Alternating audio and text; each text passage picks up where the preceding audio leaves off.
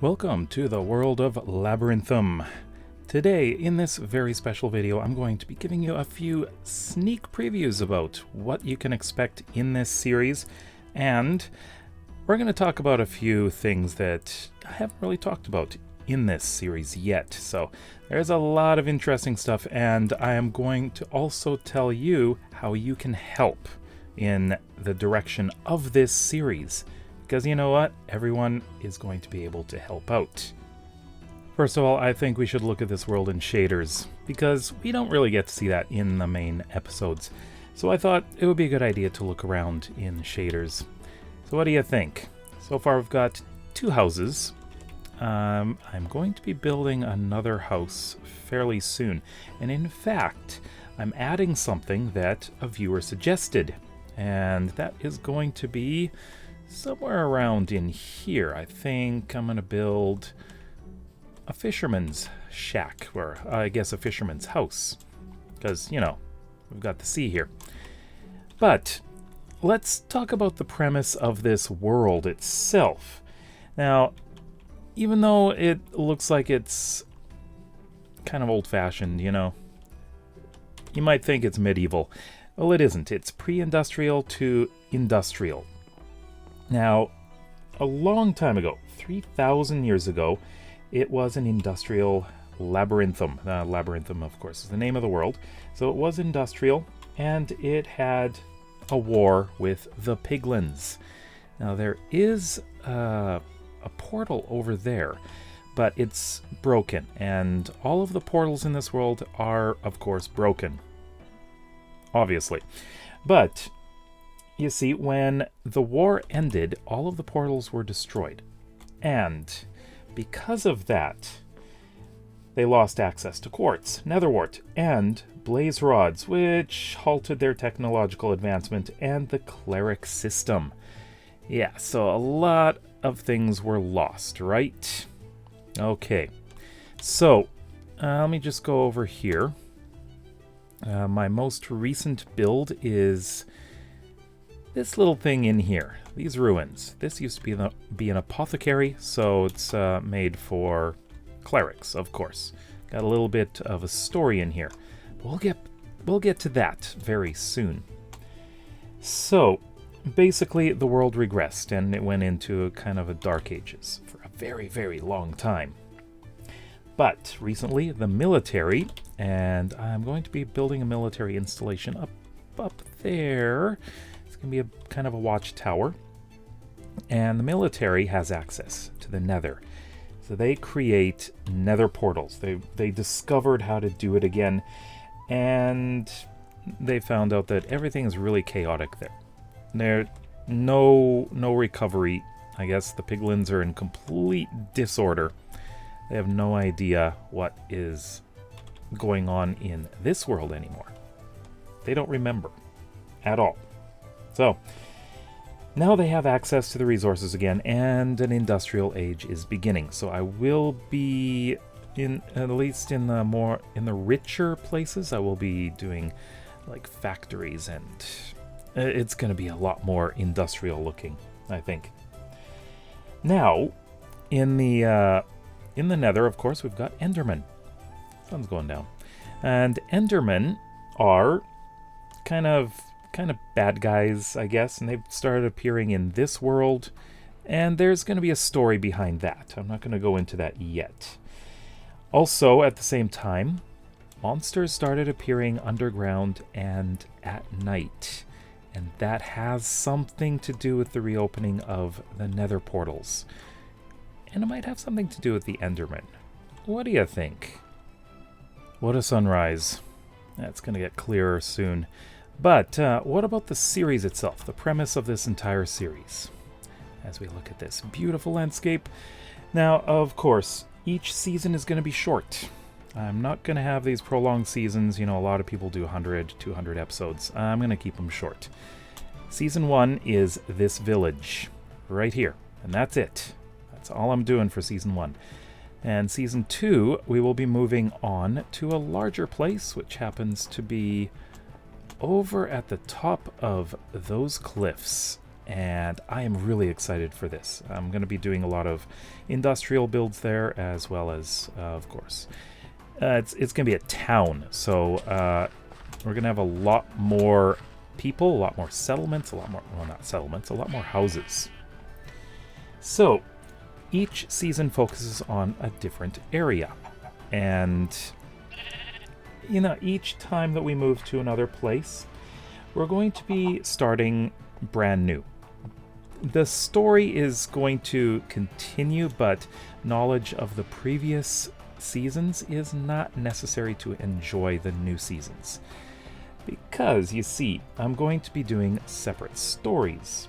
There's going to be stories, of course, for the village over there. They're going to have their own stories, mainly unrelated to what's happening over here in the town. At the end of each season, there will be kind of a tour. There will be a tour so that you can just watch that in case you missed the entire season. So you can just go take a look at the tour and you'll be all caught up. That's no problem. I think the tour of the village is going to be fairly short, though, as it is going to be a short season. Now, over there, we're going to be starting brand new stories. Everything is going to be nice and fresh, so you don't need to know anything about the previous season. So I'm building up stories for each building. Every single building will have its own stories, its own people. And in each house, we're going to have each person in the house having their own stories. So yeah, I am naming every single person in this world. That's gonna be a lot of fun. And of course, there's an overall story for this entire world. So each little place will have its own small part of the overall story, which I think is really, really interesting. I've got so many ideas going through my mind for this world. And, you know, I will let you know that you are going to be able to take part in this. I'll get to that in a moment. So, each house will have books. Every single book will have a story of the person that lives there, as well as clues. So, for example, now this is just purely an example, may not actually happen. Let's say a house has someone who happened to be a bit of an adventurer, and they have hidden a treasure somewhere. So the book will give a clue about where to find the treasure, and I will build whatever it is. Could be some hidden camp, could be inside cliffs, could be something like that, but I'm not going to build it in a video. That is going to be for people to discover on their own if they download. So the world is going to be available for download to patrons and channel members of Iron Tier or higher. Now, speaking of patrons and channel members, how can you contribute? Well, it's not just for patrons and channel members. Now, patrons and channel members will have characters in the world. Now, depending on the tier, they will have various levels of importance in society, as well as armor stands in the Hall of Heroes, which is actually going to be going right here. So this is at the top of the cliffs, and as you can see, it's pretty high up, isn't it? So this is going to be an interesting build to do way up here. As well, the characters will have their own homes, and armor stands in the homes to signify who they are. Now, patrons and members can write their own stories. So I'm not writing the stories. That's right. And if they want, they can have their own voice recorded to be included in the videos, especially the parts, of course, where they are being included in the story. So, like for example, if, let's say, an Iron Tier person wants to have a little shop somewhere, yep, I can build up the shop. They can create the story for the character, and we can carry on like that. And this is quite the drop. This will be an interesting thing to build around. Yeah. Okay. Also, If it's like a diamond tier, maybe you're going to be a lord or something in a city or a town or something. So you'll have great importance. But viewers also have a say. You see, I want a lot of suggestions about what to build. I want the viewers to help direct this series. And of course, that means you. What do you think? Should I jump? Oh, it's down there. Okay, let's jump. This is really high. Wow. Okay, I've never done that in this world before. Okay, can I put this out? And we'll just take the boat. So, another thing that I'm doing differently in this series is adding sound effects and music, and although I haven't done it yet, time lapses. So, sound effects are being used to immerse the viewer into the world. And I use it depending on your location. So around here I'd be using like ocean waves. On the land I'd be using like bird song and things like that. I think it adds a lot to the world. I'm also adding music throughout. Some parts where there's no music, it'll be just the ambient sound effects. But I'll be adding music for each area. So around here I've been using a lot of Scottish, Irish, and a little bit of Scandinavian music, because it's fantasy-like, I find. And in other locations, I may just use different kinds of music, so that will change depending on where I am. And I think it'll add a little bit of, I don't know, culture, I guess you could say. I think that would be a lot of fun to change the music occasionally, of course.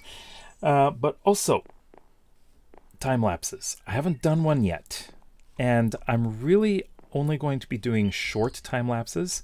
I don't think I'll do one for this area because, well, each build is unique, and it's only really going to be used for when I have to build a lot of things all at once. So like if I'm in that, you can't see it now, but in the cliff town, I may have a whole bunch of houses in a row.